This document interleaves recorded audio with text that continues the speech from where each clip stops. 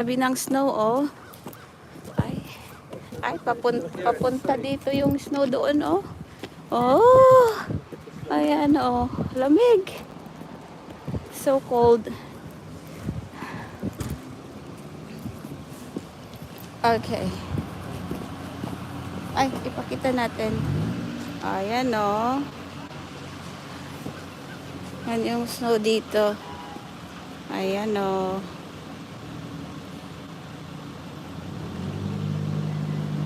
Hi, snow.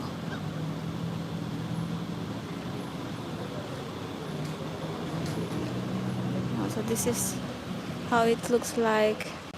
Kaunti pa lang yan. Mamaya marami na yan. It depends. Pasok tayo dito sa grocery store para bumili lang ng kamatis. Tubig pa.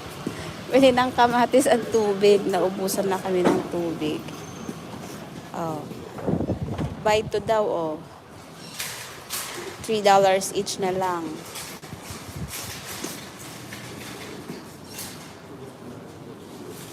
Kukuha ka ng isa lang. Isa lang ang kayang bitbitin. O si Kashmir, naka 58% off. Ayun siya, busy. Bili lang tayo. O ito, 66% off. $1 na lang.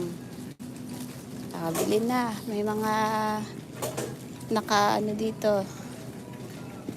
You can save.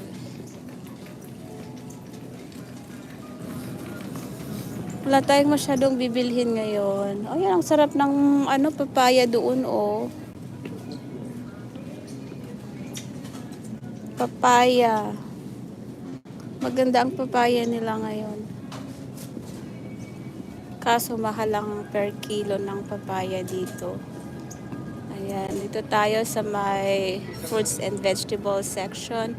Ay, titingin ako ng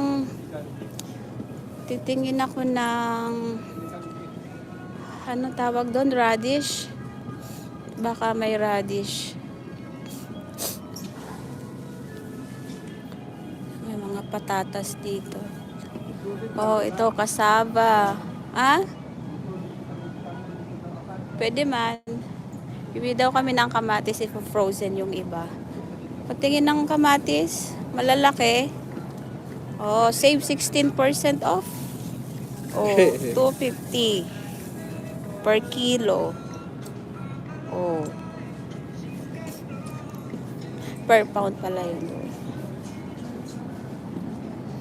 Tingnan natin kung may radish. Mga out of stock yung iba. Walang radish. Ay, walang radish. Ay, ito. Kaso ang laki. Ay, ang laki. Ang laki naman ng radish nila, oh.